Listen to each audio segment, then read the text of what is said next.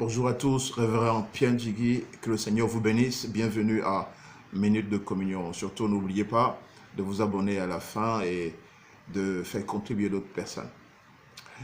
Avez-vous déjà rencontré une personne puissamment bénie par Dieu, guérie par la puissance de Dieu, mais qui ne vient pas à l'église?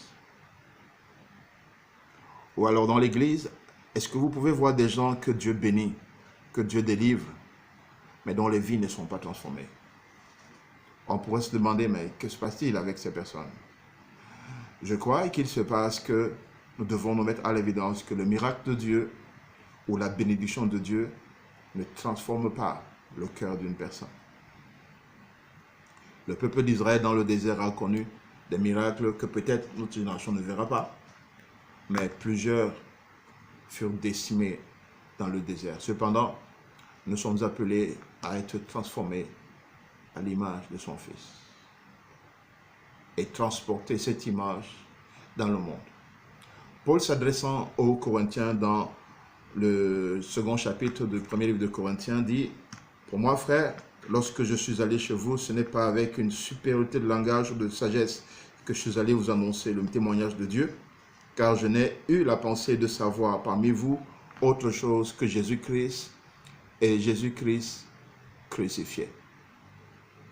Au milieu des tourmentes, des multiples philosophies grecques, Paul dit: je viens chez vous, mais voici comment je viens. Je viens avec une détermination, et ma détermination, c'est de ne savoir rien d'autre que Jésus-Christ et Jésus-Christ crucifié, c'est-à-dire Jésus-Christ et les bénéfices de la croix. Je suis convaincu, je crois de tout mon cœur, bien-aimé, que les chrétiens doivent choisir de manière intentionnelle de s'exposer à la prédication de la croix. Et les prédicateurs de l'évangile doivent de manière intentionnelle porter le message de la prédication de la croix. Je suis convaincu que c'est ce message-là qui défie la chair. C'est ce message-là qui va pousser les enfants de Dieu à rechercher une vie dans l'esprit, car nous sommes appelés à marcher selon l'esprit.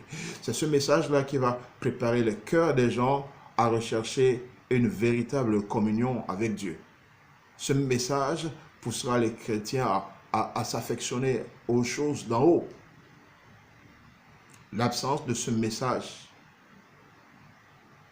va vider la croix de Christ de sa valeur, comme dit la Bible, et les églises seront transformées en boutique où les gens viennent non pas pour se donner au Seigneur afin que le Seigneur les utilise, mais ils viendront pour chercher Dieu afin que Dieu fasse quelque chose pour eux. Il est urgent, il est important, il est impératif que nous soyons exposés à ce message. Le monde connaît la parole. Aujourd'hui, la Bible n'est plus cachée. Les gens lisent la Bible, même s'ils ne comprennent pas toujours, mais ils lisent. Il est question maintenant d'avoir une démonstration de vie. Que les enfants de Dieu deviennent des épîtres vivantes. Et non pas les connaisseurs de la parole, mais des épîtres vivantes. Et je suis convaincu que la puissance qui apporte la transformation dans notre vie réside dans la prédication de la croix.